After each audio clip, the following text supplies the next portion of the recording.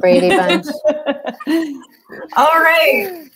Good evening, folks. Welcome to Women of Italian History. My name is Danielle O'Terry, and I'm the co-founder of Feast on History. We are primarily a travel company, and we focus on food and wine tours of southern Italy. We are based in Campania.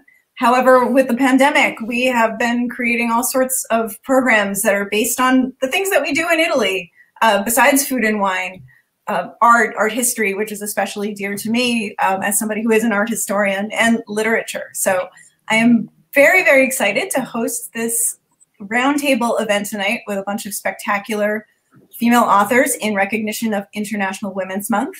Diana and I are actually in a class together where we are reading Elena Ferrante's My Brilliant Friend in Italian with a professor who is from southern Italy, from Campania. And through that, she proposed this idea to me, and I was very, very happy to help make it happen. So I'm going to turn the reins over to Diana, who is an author as well, and will be sharing with us lots of information about her book and her writing. So Diana, take it away. Okay, well, thank you, everybody, for joining us. I am so excited to be here. And thank you so much, Danielle, for hosting us and for hearing me out for this crazy pitch that I proposed to you. And I'm so excited to be able to bring together fellow authors and friends of mine that are Italian, and we write about Italian women. And so going around, I'll just go ahead and do a quick introduction of everyone. We have Jennifer Anton with her book, Under the Light of the Italian Moon, and which just came out yesterday, right? Yesterday, yes, was launch day. Yep, exactly. Yes, so congratulations on that. Thank I'm so you. excited to have you. And then we also have Alyssa Palombo, and her most recent book is The Borgia Confessions. I gotta make sure I have everybody's books straight in my head, so please forgive me, because I know you have so many wonderful multiple books, and that's your fourth book, correct? Yes, correct. Yes, and then we have Laura Morelli, and your book is The Night Museum? Yes? No? The Night Portrait is my latest book. Yes, thank you. I'm sorry. Good one. Night Portrait. I was close. I didn't have them completely written down, but it's a fantastic book, The Night Portrait. Be sure to check out all the books, and of course my book behind me is The Woman in Red. And the structure that we're going to do for tonight, as this whole wonderful round table thing gets going, is each of us are going to take turns asking other authors questions. And I'll go ahead and start off with my first two questions. Now, the first one is, clearly we love history, but what is it about Italian history that makes us want to write about it? I'll start. So I first really stumbled on Italian history as a reader of historical fiction myself. That was kind of really where I first encountered it, was through fiction. And it was actually a historical novel about the Borgias. So it kind of makes sense that I would write one of my own eventually. But it's just it's so fascinating because, of course, when we say Italian history, you know, if you're thinking back to like the Renaissance, the Middle Ages, there was no such place as Italy, right? It was all of these different nations on the same peninsula, and they faced a lot of the same geopolitical challenges. You know, they shared a language for the most part, but they were all these different countries with their own interests. And so that made for me a lot of drama, and it just became very fascinating. And then that's even before you get into all of the art and artists and musicians that have come from Italy or from one of the Italian states, you know, before unification. And it just is fascinating because it's like, what is it about this place? What is it about this culture that has created so much talent and so much art that has been given to the world? So that was kind of where it started for me, is I was just fascinated by all the stories and all the people in Italian history. Jennifer and Laura, do you guys have any thoughts on it? I think that, you know, in addition to that, I mean, Italy is a land of contrast, and especially in history, and especially in Renaissance history, which really fascinates me. You have this incredible beauty and incredible level of craftsmanship and artistic achievement at the same time that you have this incredible brutality of some of these, you know, if you think about the Borgia or the Medici or any of the Dukes of Northern Italy, and you have this contrast between this incredible beauty and achievement and then incredible violence at the same time. I mean, it's a very, there's a lot of struggle there, a lot of emotion. You know, I think we all appreciate Italian culture is very lively and very filled with emotion and character. And so for the historical novelist, I mean, it's just a never-ending font of inspiration. For me, it was really a connection to my roots. So my grandmother had told me some stories when I was in high school about living in Nazi-occupied Italy during World War II. And I started to ask her questions. And unfortunately, she passed away before she could answer all the questions while I was right after I was pregnant. And so when I saw these strong Italian women, particularly my mother, during that time, I really wanted to understand more about my family back in Italy, which I ended up getting my Italian citizenship, and then, you know, really connecting back with the family there and learning about what my grandmother's life was like and her mother's life during the rise of fascism and World War II. And so that's really the period of history that I focus in on, is that period of fascism. And I think, unfortunately, as Americans, we don't hear a lot about that piece of history of Italy. We hear about maybe, you know, Sicily being invaded, or we hear about, you know, the heroes coming up through the boot and helping the Italians, but we don't hear about what happened in Italy during that time, particularly for women. So for me, it was really this feeling of wanting to bring that alive and also apply, you know, what those strong women were doing and bring it forward instead of letting it be hidden in society. And I'm very connected to Italy. I because I live in London, I can fly there kind of, you know, quite often typically. So it's this ability to kind of just be there and soaking it in and surrounding yourself with it as much as possible. Great. I love the answers. I love hearing everybody's fascination with Italy as well. Now, my next question is, the 19th century philosopher and Risorgimento hero Vincenzo Gioberti. I see that I kind of have this issue when it comes to my Italian, speaking my Italian at times. And of course, because I deal with unification, I'm going to bring a unification philosopher into the questions naturally. But he said, women are to men somehow what the plant is to the animal, or the parasitic plant to the one that latches on for sustenance. I know, everybody's like, I see Alyssa's face. You know, yet we know women had an active role in Italian society, even if it was behind the scenes. In what ways do you think they have been undercut by this institutionalized misogyny? Okay, I'm going to start off. I ended, you know, last in, first in now. So I would just say that, you know, it's funny how we compare women with men in that way, and that just goes to show how misogynistic it is.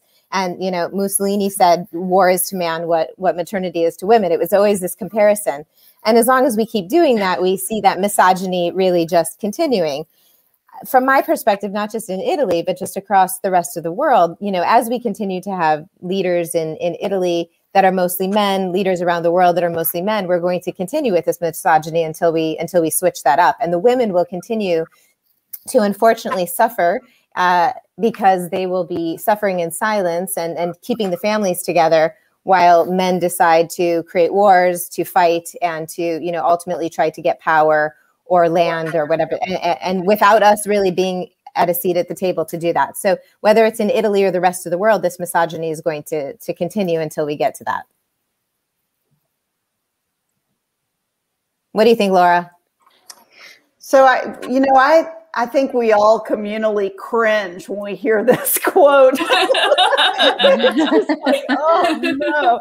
But you know, unfortunately, I think that those sentiments are not only, you know, kind of characteristic of Italy. I mean, it's you know, something that you see in many different cultures. But I guess one, you know, interesting thing I've observed over the years is women's role in Italy as leaders of businesses. And I think that that's something that's a little bit overlooked. I mean, I started my journey of writing about Italy and Italian culture from a nonfiction standpoint. I'm an art historian, and I was interviewing artisan families across the peninsula, and I traveled from the Alps to Sicily and back, interviewing lots of artisan families who had traced their roots back hundreds of years, people creating gondolas and leather goods and ceramics and glass and you name it, things that had a very long history. And I was really amazed at the number of women who were leaders in those family businesses. And yes, granted, many of them, you know, were behind the scenes, but they really were leading these businesses. And I've also done similar research in France and a couple of other countries. And what I find kind of different about Italy is, you know, the economy is really based on these mom and pop businesses, you know, so in Italy, you always hear people speak of the piccole e medie imprese, right? The small and medium-sized businesses. And those are the businesses that run the Italian economy. And they're mom and pop businesses up to, let's say, medium-sized, you know, little factories that churn out, you know, whatever. So I guess that leaves me feeling like, yes, misogyny is, you know, can be found everywhere, but I think that we can't underestimate the fact that women are really an important backbone of, you know, and leaders in that sector, at least, of Italian culture. Yeah, so I mean, to kind of react to the part of your question, Diana, that was like, how, you know, in what ways does this misogyny undercut women? I mean, in what ways doesn't it? You know, like, I think that's the thing I always think about with historically with misogyny and, you know, racism too, is like, how much could humanity have achieved if women and people of color and so on had not been held back from opportunities in education and business and in medicine and, you know, pretty much any field? You know, what would we as the human race have achieved that we haven't yet? You know, like I honestly think about that quite a lot. So I think that's kind of the problem with any kind of discriminatory attitude like that, is that it just holds back everybody. I mean, and not only, of course, it's wrong to discriminate against people no matter what, but it's nothing but harmful. So I think, yeah, I mean, you know, when I think back to, obviously the Italian Renaissance is kind of the period that I'm the most familiar with, but there were women in prominent positions of power. They didn't, for better or worse, they didn't always do like the greatest things, but like, for instance, somebody like Caterina Sforza, who led armies and who ruled in her own name and things like that. So of course it was different for women. Of course, there was no notion of equality, but there were women who stepped to the fore, like I say, for better or for worse, and were able to push past that. But yeah, I mean, I think that's one of the things that's so exciting about historical fiction, is getting to kind of dig up the stories of these really amazing women from history who are, whether they're heroes or villains, you know, did incredible things and for their time and things that nobody knows about, and to talk about them and, you know, have a conversation about them. Yeah, I would just like to add, as the observer here too, you know, being a historian, you're just always studying the actions of men. So it's really wonderful that all of you are sort of using your imagination combined with research to fill in these stories. And obviously people want to hear them. Yes. So I feel like we should go on to the next round of questions. And Jennifer, I think you've been on a roll. Let's go ahead and have you ask your questions. Okay. So my question is, what do you think Italian women maintain today that they had during the time in history that you focused on? Alyssa, what do you think? Oh, sorry. Yeah, let's start with you, Diana. Sorry, let's start with you because you Okay. Go ahead, Diana. Okay. Well, I would say the strength, obviously. They were very strong. Anita Garibaldi, and I'm also now writing about Maria Carolina. They were two very, very strong women, and different women from different parts of life. But they were so strong, and they were cunning. I think that was one of the things about both of them, is that they were both cunning and clever, and were able to manipulate the system in their favor. Mm-hmm. Okay, interesting. Alyssa, what do you think? Yeah, I mean, I think not necessarily that this is specific to Italian women, but the word that always comes to mind when talking about women for me is that we're resilient. I think that's really the word that I always come back to. That we've fought throughout history to, obviously women haven't always had a great deal of control over their lives, but women have just always fought and always, done their best to make the best of what they have. So I think, yeah. And again, not necessarily specific to Italian women, but I just think that resilience is something you see in women throughout history and to the present day as well. Yeah, I agree. I definitely see that in the Italian women too. Laura, what do you think? So I love this question, and when I was thinking about it, I asked my two teenage daughters what they thought that Italian women, had today that probably they've had for centuries, and the word that first came off their tongues was feisty. And so I love that. Kind of like your grandma in that respect. So I love that. But also, I think we see Italian women as really pillars of their families, and that was true so many centuries ago, and it's still true today. I think you really see that matriarch kind of character still very much alive in Italy. Mm-hmm. Yes. Yeah, I agree with all of that. And I would also just add the use of food as love. I think that was definitely, another thing that just carries on today, I love you, so eat. Yeah. Yeah, absolutely. Mangia. Yes. A phrase I think we all grew up with. Yeah, exactly. Yes. So my other question was just in terms of what advice would your characters give women today based on the lives that they led and the experiences that they had? I love this question. I think I could just picture Anita Garibaldi just being like, why are you letting somebody tell you what to do? What's the matter with you? Why do you take no for an answer? And I also feel like, speaking about Maria Carolina, she'd be like, what the hell? Why aren't you controlling everything yet? Yeah. I kind of feel like that's what my characters would be saying to me right now. What about you, Laura? What do you think they'd be saying? So Lucrezia.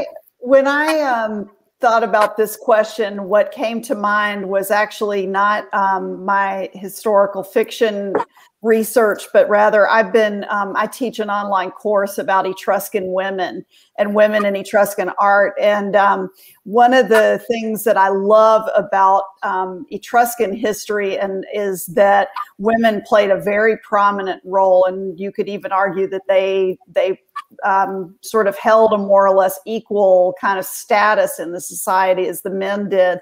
And there's a great piece of writing from, I believe it's about the 3rd or 4th century BCE by this Greek writer named Theopompus of Chios, which is just the best name in the world.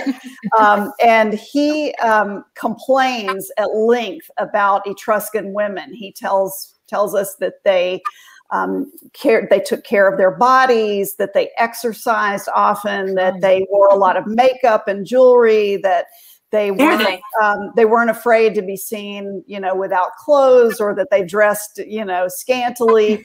But the thing that really offended him the most was that they dined not only with their husbands, but with any men or any male guests that might happen to be present in their homes.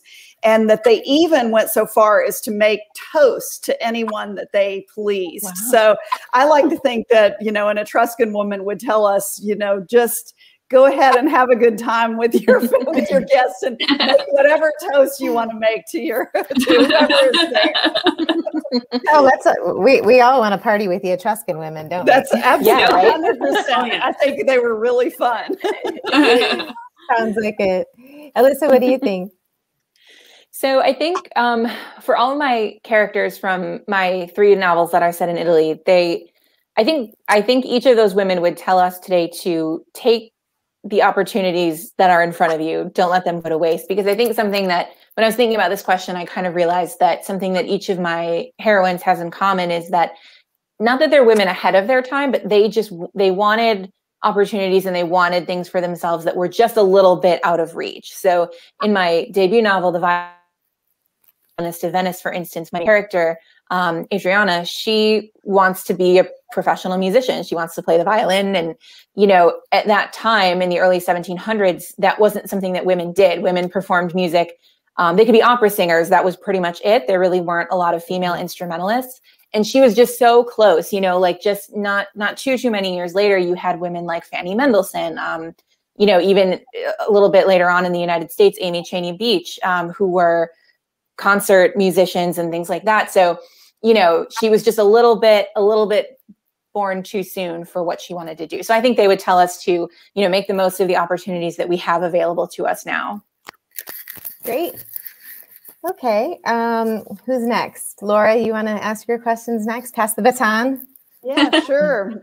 So I recently watched Sophia Loren's latest movie, The Life Ahead. I don't know if you've seen that. That's amazing. But I really enjoyed the movie, but I especially enjoyed the character that she played, this Madame Rosa, this aging prostitute who is just a really a tough cookie. And I thought she was a wonderful Italian woman, fictional character. And so I was wondering, for you, what movies or books have you seen or read where you were really captivated by an Italian woman character, and why is that? What was it about the character that you loved? Okay. For me, I just recently watched another Sophia Loren movie, an old one. It's the Two Women, the World War II one with that? Yes. And that's just so powerful. Sorry, there goes my dogs.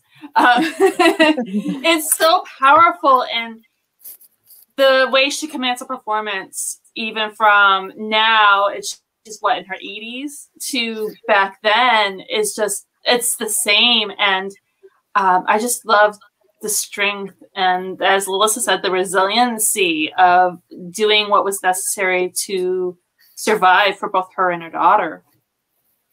I'll just build on that because from my perspective, that character is one that I call a Tuccia.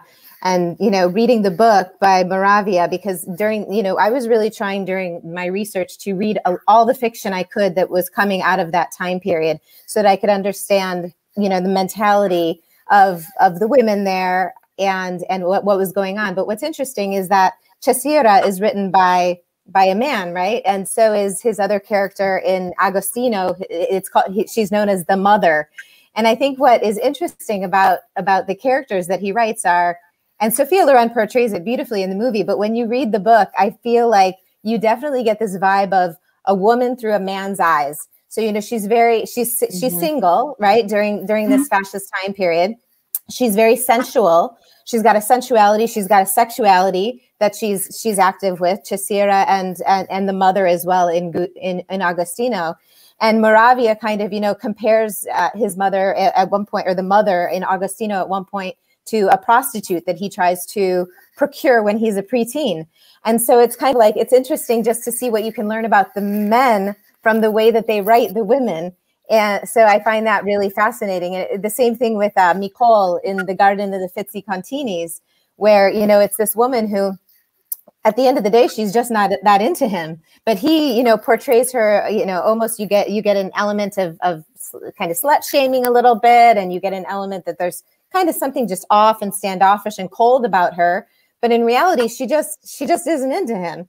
And so it's very interesting, I think, because a lot of the books written during that time period were about women, but they were men writing them. And Robin Pickering Iazzi has a book that she actually has translated from women during fascist time periods, where they actually wrote these short stories, and now she's translated them. And that is from the women's point of view, which was really great to read and really interesting, all these little short stories. So I'm always fascinated by women through the point of view of men, how they tell it. I didn't realize The Two Women was based on a book. I'm gonna have to hit you up after this and make sure I get the exact name so that I can look it up too. I will. Yes, absolutely. So I think an Italian female character for me that I find really fascinating is Luisa Contini in the musical Nine, which it's a stage musical, and then there's a movie version, and the two are actually quite different. The movie really changed the stage show quite a bit.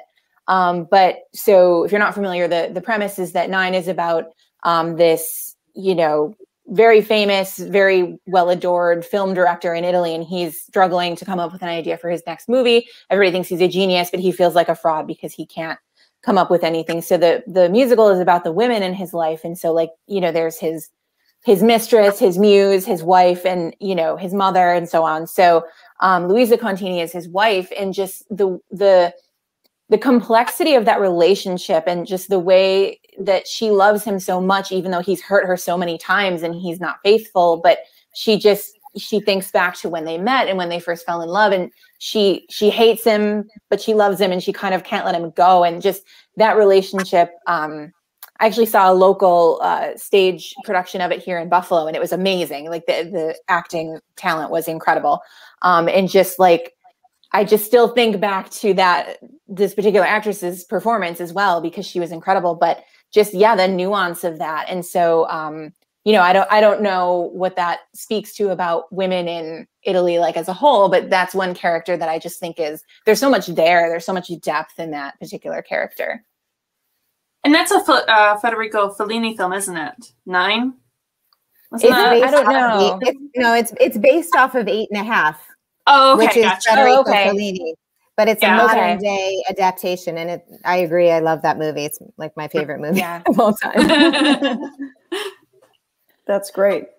All right. Anybody have anything else? Diana, did you have anything else to add, or shall I move on to the next one? Let's go ahead and move on to the next one. Okay, so I think that the heart of really any novel is conflict. We come to stories as human beings to discover how other people solve problems and how other people face challenges and are changed by those challenges and come out the other side, someone different.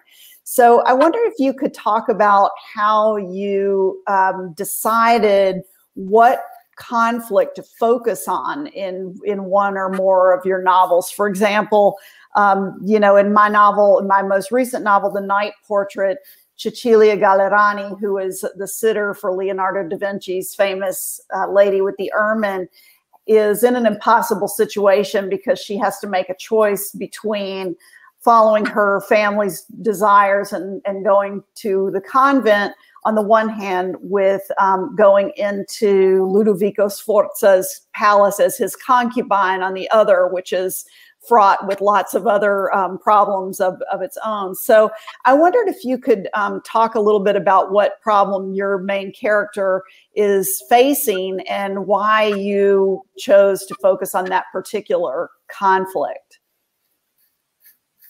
Jennifer, you want to start? Sure.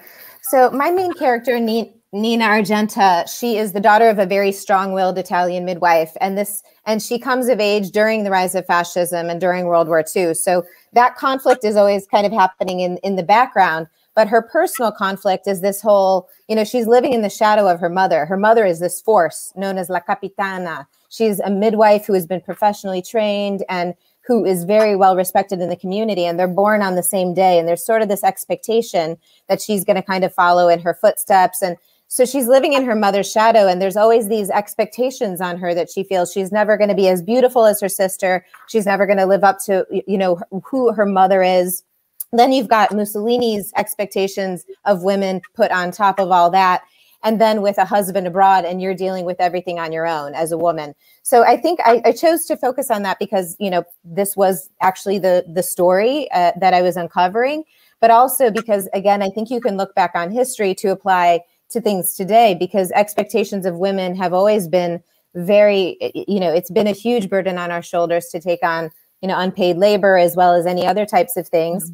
And I think that, you know, I really wanted to focus on that. And then when it came to when it came to her mother, Adelaja, you know, she's a big, robust woman that everybody respects and everybody thinks it has everything pulled together because she's so tough. But she has a lot of doubts too. Her children are immigrating, and she thinks that that's a problem. You know, that's her fault. And, you know, she prays about it, but ultimately her Catholic faith is actually giving her more guilt over, you know, doing what she is passionate about, which is midwifing, which takes her away from her family, and she thinks is what's causing them to move away. And so she blames herself for a lot. So it just goes to show, you know, women today and women back in the past, we always have these high expectations, and we never feel like we can please everybody, I think. So I think it's similar. And those are the conflicts kind of internally and externally. I think for Anita Garibaldi, her main conflict was what she wanted for her life and what society expected from her. I think that was one of the things that, you know, I didn't really have a choice. When you're dealing with somebody who actually existed in history, you have to look at those specific things that go on in their life and what goes on based on the historical record that you can find on them. And a lot of her life was trying to buck the system, to put it bluntly, where she wanted to have her own life and do things her way, but yet she was constantly told no, and she was having to fight against that. Yeah, I think, so for me, my most recent novel, The Borgia Confessions, one of the point of view characters her name is Madeline Moretti. She is a fictional character, but she is a maid who works in the household of the Borgia family. And so for her, the big conflict really is with her faith, because she's always been a very devout Catholic. And so once she becomes privy to the inner workings of the Vatican and the inner workings of the Borgia family, but also church politics on a greater scale, she realizes that she doesn't actually see much of God in the running of the church. And that is hard for her, and she doesn't really know what to make of that. And then, of course, part of the story is that she ends up entering into a relationship with Cesare Borgia, who he's a cardinal. That's not allowed. You know, to him, it's no big deal, but she really struggles with that, and she kind of can't resist him, but she also is very much conflicted about, well, he's a man of the church, you know, this is forbidden. So for her, there's a lot of internal conflict with her faith and the reality of the church, and also her own actions and what that means for her in terms of her beliefs. And, you know, is she somebody who is doing the right thing? And she gets to a point where she doesn't even sort of know what the right thing is anymore, because there's just so much going on that she never expected. I think with that being said, oh, I'm sorry. Go ahead, Laura. No, I was going to say, I love how you all summed up your novel's premise so succinctly. That's actually really difficult. And I was going to say, well, since Alyssa left off with that wonderful discussion on Catholicism, I believe you get to start off with this next round with this one question that we've all been looking forward to. All right. So Catholicism obviously has been a hugely influential force for much of Italian history. So how do you all feel that Catholicism and the Roman Catholic Church impacted Italian women throughout history? Well, I would love to know. Start. Yeah. I'll pick on Diana. Well, Garibaldi hated the Catholic Church. I mean, he had a lot of problems with all the problems that were going on in it, all the corruption and everything. He saw that. And Anita had a lot of problems with the wealthy. She did not like the wealthy very much at all. So if you combine those together, they really didn't like it. And there were multiple points within their history. And one part that I actually had to end up cutting from the book where her mother-in-law put her eldest son in a Catholic school. And she was so angry that she got up and she walked down to the school and pulled the kid out of the school, because she was like, there's no way in hell I'm letting my kid stay in a Catholic school. We're not okay with this. And there was so much antagonistic nature between Garibaldi and the Catholic Church that even his statue in Rome, it couldn't be up by itself. Anita had to be there too. They okayed it with Anita because there was a woman involved, but they wouldn't okay it with just Garibaldi and that memorial that they did for them.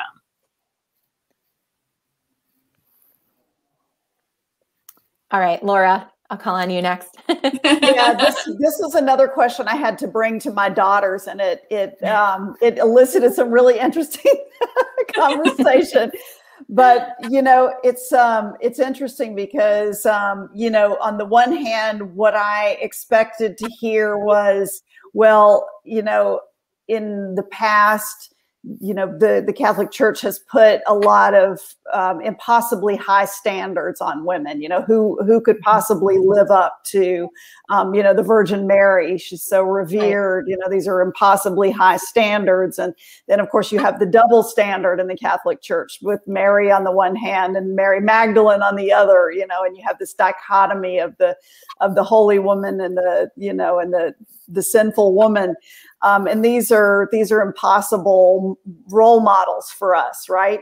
As women, but on the other hand, one of my daughters said, but is it wrong to want to aspire to be, holy or to be saintly? For example, is it wrong to want to then follow the example of Mother Teresa or someone who has lived a very selfless life? And so it's very complex. There's no doubt, there's a lot of complexity to the influence of the Catholic Church on Italian women and on Italian culture, for sure. It's a really interesting, it's a huge topic.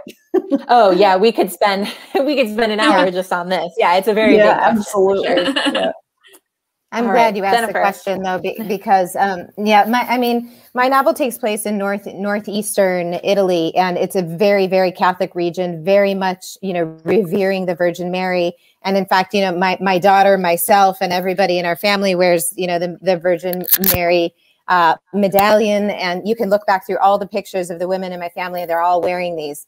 And there was a place where you could go to pray in Fonzaza, where people would go to pray for their children, for their, for the babies that they lost. And it was a very important place. And it's a special place in my book. And at the end of the book, there's something special that happens there, which is a true story. So I think when it comes to Catholicism, though, and I'm Catholic, actually, I don't know if you guys are, but I am Catholic, and I was just recently asked to be two different people's sponsors. I'm like the Catholic of London, apparently, for confirmation. And so I went to the priest, and I decided, okay, I'm going to do confession, because I should do this. And he asked me about my sins, and I kind of told him a few things. And then I'm like, I got to tell you, I'm kind of struggling with the fact that the equality in the Catholic Church is not really there. Like, I'm not sure what to do with this, but I pray to Mary every day.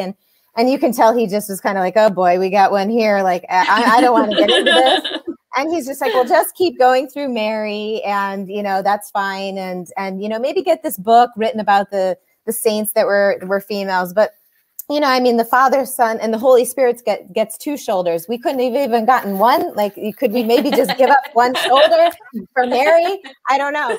That's what I wonder. But I do think we have, they have a lot further to go. And unfortunately, throughout history, the Catholic Church has supported the patriarchal vision and ultimately still continues to do that when it comes to women's bodies. And in fact, it's supporting that in the States in a big way right now. And I think there's unfortunately being some retraction going on in terms of reproductive rights that Mussolini would have been happy to see, because he wanted control over women's bodies. So I think that that's something that historically we saw happening. We saw the Catholic Church supporting that. And I think that's something that we have to be aware of today. Again, we need to learn from history, not just study it. We need to learn from it and apply it, make sure it doesn't repeat itself. Yeah. Yeah, Jennifer, I would agree with everything you said. And just for myself, I'm somebody who was brought up Catholic, and I have a very difficult relationship with Catholicism. But what's been interesting to me is like, yes, I've in my own research, I've certainly found kind of that oppressive patriarchal force throughout history. But something that I found really interesting was I haven't researched this directly, but just kind of in passing in related to other things, but sometimes convents were actually pretty cool. The women that lived there could, some of them were writers, they were poets, they were composers, they were musicians, they were doctors, they maintained herb gardens and they could heal, their sisters in the community. And so that kind of really vibrant female community created by the church, I think, is really great. But then, of course, the flip side of that is, as we know, a lot of women in Italy throughout history were forced into these convents, right? So it's not so great if you don't have any other choice. But yeah, I just did want to mention that too. Yeah. Great all right. So thank you. My next question is, are there women in Italian history you'd like to write about but haven't yet? So this could be either actual historical figures you would like to write about, or just a woman in a certain time, place, or profession in Italian history. Well, I'm not done with Italian unification yet. There's still a few women that I want to write about in unification, and I think World War II for Italy, I think, needs to be explored more. Besides Laura's book and Jennifer's book, there's still so many stories that need to be explored with Italian history in World War II that I also plan on writing a few, at least a few for World War II. Laura, how about you? Yeah, I'm in the process of researching right now a few different women who are fascinating and who played a really important role in the protection of works of art during World War II, of works that were spirited away from important museum collections like the Uffizi during World War II to keep these works of art out of the hands of the Nazis. And there are many unsung heroes. As you said, Diana, there's so many interesting stories and so much to uncover there. So I'm really enjoying starting to peel back those layers and learn a little bit more about the women who were involved in saving works of art during World War II. Yeah. So when I was researching my novel, Under the Light of the Italian Moon, I started getting a lot of things sent to me from family members all of a sudden in terms of historical elements. And I started getting all these audio recordings from one of my cousins who had lived there during the time. She's actually a minor character in the book, but I found out that she actually had helped the partisans and she had helped hide some of the British in the mountains. And she had received a commendation from the general for that. And I didn't know any of that. And she left all these audio recordings behind. I think she really wanted a book written about her life. In these audio recordings, she tells these different stories. And then she keeps saying, I should have written a book. I should have written a book. You know, my life could have been a book. And I thought, she's talking to me. She's telling me I got to do this now. So that's really, the next book. I've started it and it's a beautiful story. She actually spent some time in England as well before moving and immigrating to Canada. So I want to tell that story. And then there's a book that I want to read. I don't know if I want to write it, but I know I want to read it, which I would love to hear a story written from Clara Petacci's point of view, Mussolini's last lover. And she, she threw herself in front of him, in front of the bullets, supposedly, in Lake Como, in this beautiful area that actually is really close to where we have a place. And just to think she was 28 years younger than him. And that could be a fascinating story. I'd love it if Paula McLean, I think she'd be amazing to write that book because, she writes about Hemingway's wives. But I think there's something really juicy there. And I'd love to hear that story. And maybe she's not a villain. I mean, the poor woman hung upside down in the Piazza Loretta next to him and was, it was just awful what happened to her. So I'd love to read that book. I don't know if I'm going to write it, but I'd love to read that book. Well, I believe it's time for questions. Danielle, do we have any questions? Let's see. We have one question. I'm going to give everyone a couple of minutes to ask some questions. But in the meantime, I would like to ask each of you to just share a little bit about your most recent book, because I realize we sort of just jumped into the conversation and I think some people might be Googling your names as they're watching this, but maybe you can just, take a couple of minutes to just introduce yourself and your most recent book and how people, I mean, of course, everybody, I guess, can find your books on Amazon, but maybe you can also point them toward your favorite bookstore in the process. Yes. Oh. Well, my book is actually on sale. The Woman in Red is actually on sale with Amazon right now. So if you go to Amazon and look it up, you can get a copy of it there on the cheap. The Woman in Red is the story of Anita Garibaldi from her childhood in Brazil. She was actually Brazilian and raised as a gaucho. And she was already previously married before she met Giuseppe Garibaldi. They had this mad, passionate love affair. And they went from Brazil to Uruguay and finally to Italy, fighting for the rights of everybody, whether regardless of their gender. And so she's a fantastic, extraordinary, powerful woman. All right, and the Woman in Red, because you're in the shadow. Your poster is in the shadow. Oh, I'm having the worst time with my lighting lately, so we'll try to fix that. But yeah, it's a Woman in Red. If you can. Well, I also just realized, ironically, that you're in the California sunshine. You're the earliest. I know I'm the earliest, and yet I'm still the darkest. Lighting has been an issue for me lately. I want to make sure everyone can see the title of your book, and it is a beautiful book cover, The Woman in Red. Yeah. I can't wait for my next book cover to come out. I'm waiting on pins and needles. Have you seen it? No, I haven't gotten it yet. And they did such an amazing job with this book cover. I can't wait for the next one. Oh, that's exciting. Laura. Yeah, my latest book is called The Night Portrait. It's a novel of World War II and Leonardo da Vinci's Italy. It's a dual timeline novel that revolves around Leonardo da Vinci's famous portrait of the lady with the ermine. And it goes back and forth between the 1490s and the 1940s. So if you like the Italian Renaissance and World War II, that's the story for you. And I also have a couple of books set in Renaissance Venice, another book set in Renaissance Florence about the making of Michelangelo's David. As I mentioned, I'm an art historian as well as a historical novelist. I just have finished a book called The Stolen Lady that is about the creation of the Mona Lisa and what happened to it during World War II. It was spirited away to lots of different castles across France. So that's coming out in September.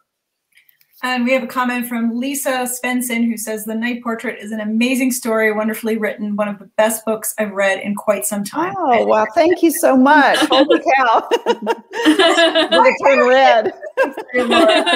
Thank you. I have a question for you. I know you have a PhD in art history from Yale. And my question is, was it hard for you to shake off academia in order to write historical fiction? Because you have to be so precise when you... Yeah, I totally went rogue.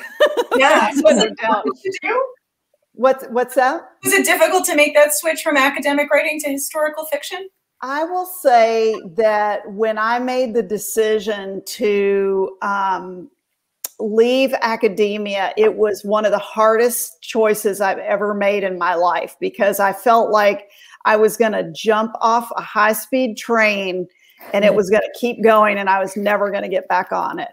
And the ironic thing is that after a few years, I was actually invited back to teach in a job that I would have probably never gotten if I had just stayed on that high-speed train. And so I think it's a lesson that you have to follow your heart, even when it's really scary to leap, you know, and I'm so glad that I leaped because, you know, I think that I wanted to be a writer from when I was a little kid. And as I followed my education, I became really passionate about art history. I love it. I still think it's the most fascinating subject in the whole world.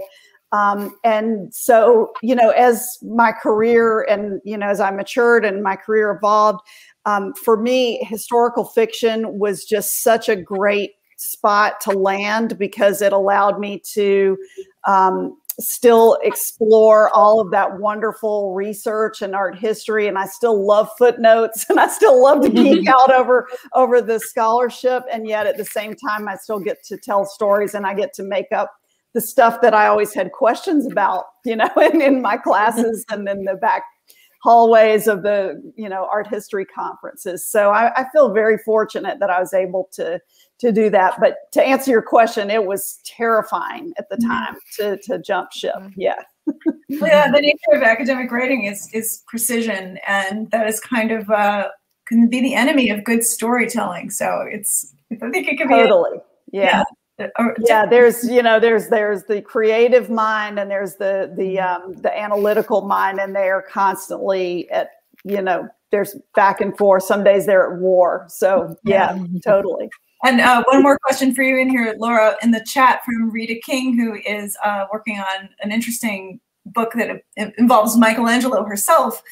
She asked, what's the title of your book about the making of the David? It's called The Giant. The Giant, a novel of Michelangelo's David.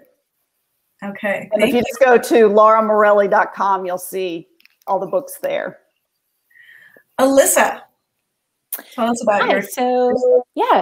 So I'm Alyssa Palombo. My most recent book is, as I mentioned, The Borgia Confessions, which is about the infamous Borgia family. And like I said, it's told from two points of view. One is Maddalena, who is a fictional character. She's a servant who works for the Borgia family. And then the other point of view is Cesare Borgia. And I think of this book as being kind of like his villain origin story. I kind of wanted to know, how he got to be who he was. Because to me, he was always the really bad one in the Borgia family. And so I kind of wanted to figure out how he became that way, basically. So that's my most recent book. I have two other novels set in Italy, The Violinist of Venice, which is about a violinist who falls in love with Antonio Vivaldi. And then The Most Beautiful Woman in Florence, which is about Simonetta Vespucci, who is supposedly the woman in Botticelli's The Birth of Venus. Wow, interesting. Jennifer, I know Jennifer might not be able to hear me. I can't hear you, but I think you're asking about my book. Yes. Am I right? Okay. I'm following. So my book is Under the Light of the Italian Moon, and it debuted yesterday on International Women's Day. It's a story. It's a story of love and women's resilience during the rise of fascism and World War II. It's inspired by a true story based on the stories of my families. And it tells the story of Nina Argenta. She's the daughter of this strong-willed Italian midwife. And she falls in love with a boy named Pietro Ponte as he is immigrating to the coal mines of America. And they begin a long-distance relationship. And all this time, Mussolini is really bringing chaos to the country and changing things. And she's having to deal with that and help her mother while her love is abroad. And eventually they lose contact and Nazis occupy their town. And she doesn't know if he's alive or dead. He doesn't know if she's alive or dead. And she has to try to survive with her family, hoping that she'll be able to be reunited with him again. All right. Thank you. We have one question in the chat, and I'm not sure if anyone here will be able to answer it, but I'll just put it out there. It's from Anita, who says, discuss Catherine of Medici, please. Has anyone here written about or done significant research on Catherine de Medici? I haven't done any research on it, but I kind of have this feeling when it comes to the Medicis that it's kind of like a law that you have to have one of them in each of your books. Yeah. Because I've experienced that yourselves, where I have a Medici in The Woman in Red, and I have a Medici in my next book, Antoinette's Sister, about Maria Carolina Charlotte. And there's just such a fascinating family. There is a great book if you are interested in listening or reading a book about Catherine de Medici. C.W. Gortner did a book. Yeah, I was just Googling it because I was like, "What's the name of that book?" I can't remember the title, but it's good. De Medici. Yeah, Confessions of Catherine de Medici. And that was an excellent book as well. Yeah, but there's I'm so fascinated by the family. Yeah, I haven't researched Catherine myself. I did a lot of research about the Medici family to write The Most Beautiful Woman in Florence because Simonetta Vespucci was very much a part of, her and her husband were very much a part of the inner circle of Lorenzo the Magnificent. So he's a character in the book. Giuliano de Medici, his brother, his mother, kind of that whole generation of the family. I don't know a ton about Catherine. I think she's one of those kind of interesting polarizing historical figures, I think, in my mind, because, you know, she ordered the St. Bartholomew's Day massacre, which is when I believe everybody was gathered for a wedding, and she, the Catholic Queen Regent of France, basically ordered all of these Protestants who were there for the wedding, like, to be slaughtered. So that's not great. So she kind of comes up sometimes as, like, you know, strong women of history, and it's like, oh, but like, let's talk about this. Yeah. But like, it, you know, she really was very interesting. So I think, like I said, she's kind of one of those polarizing figures. And, you know, is she possibly a woman? Sometimes I think with women in history, the question I always ask myself is, how much of the bad things about them are true? I mean, I think it's, as far as I know, it's true that she ordered the St. Bartholomew's Day massacre, but yeah, anytime a woman in history has a bad reputation, I'm like, but why? Yeah, and that's really good. That's something I came across with working with Maria Carolina Charlotte, is that, you know, she, you know, being the Marie Antoinette's sister, and Marie Antoinette having all these terrible things written about her, and I was a little bit flabbergasted that these same people who were writing about Antoinette, when she died, they came to Naples and they started spreading all these vile rumors about Maria Carolina. And I believe, Danielle, you and I had conversations about this, about all of these terrible things that they started saying about her. And we were talking because it was a late Eleonora Fonseca de Pimentel. This is somebody who I want to write about, and I only write nonfiction, but this is the first time I've considered writing fiction. I have to take a few classes first. There's a woman named Eleonora de Fonseca Pimentel who led the Neapolitan Revolution, which happened, you know, not long after the American Revolution and the French Revolution. And she was, I guess you could consider her a feminist, and had been very close to Maria Carolina, sister of Maria Antoinette, who Diana is writing about. She had been her court librarian, and then she went rogue and she decided to be a leader of the revolution, and Maria Carolina felt horribly betrayed and actually wound up ordering her execution. So it's an interesting nexus, and I can't wait to read your book when you're done with it, because Maria Carolina is somebody who has been, you know, denigrated in history, and really deserves to be admired, but she also was a terrible person as well. She was all of these things at the same time. Oh yeah, there's so many things with her where I think I'm working on my second round of edits with my editor, and I've got some feedback like getting back to me, and they're like, my editor's like, did she really do that? Because I feel like, and I'm not going to do any spoilers, but she's like, that doesn't feel like that's a really smartest thing to do in this situation. I was like, yeah, she did it. She didn't care. She was petty as fuck. Sorry. But she was petty.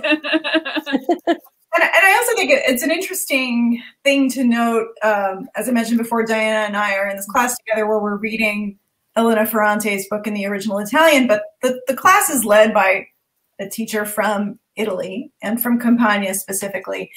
And we realize as we're evaluating the text how American readers and British readers will have judgments about the characters based on, you know, more Anglo-Saxon values, so to speak. You know, like the character of Leela, for example, is not so wild and crazy in the context of Naples, of Southern Italy, as she is to a more, you know, puritanical audience. So I think that, you know, again, what you're all doing with your writing is so interesting in that you're sort of really digging into these characters and making them human, taking these people from history, giving them a new life. And it really opens up so many other ways for us to explore history. I mean, certainly doing it through people is the best way in, I think. I know poor Jennifer can't agree. Looking confused. So I just want to comments one more time. It's okay. Polidori has left a bunch of great comments, sort of commenting along with us. She was saying amen, amen to food and the matriarchs. And she was talking about the business of the Catholic Church is hurting the faithful. Yeah. So actually this will be saved on Facebook as well as YouTube. So if you ladies want to go back and read the comments, you can there as well. Or you can go back, Jennifer, and you can listen to Danielle, and you can listen to Danielle's points. Yeah. Well, it sounds very interesting, or it looks very interesting from the lip reading that I'm doing. It looks great. All right. Was there anything else that anyone would like to add before we end this evening? Thank you, Danielle, for hosting us. It's been thank you so much. My pleasure. Yeah, I'm gonna thank you. We'll leave it on Facebook and YouTube as well. And Feast on History is now fully online, as it looks like travel to Italy will not be resuming in any meaningful way in 2021, which I am still absorbing. But we are having a wonderful time connecting with people. We have our wine tasting, our monthly wine tasting on Thursday. We have a class about the new discoveries at Pompeii next Thursday. We've got more literature. We've got more food coming up. So go to feastonhistory.com if you want to join us. We've made it a really easy and affordable experience. So thank all of you so very much for joining us tonight. And I can't wait to read all of your books. Thank you so much for having us. Bye. Thank you. Grazie. Thank you, Diana, Bye. Jennifer, Alyssa, thanks. Bye.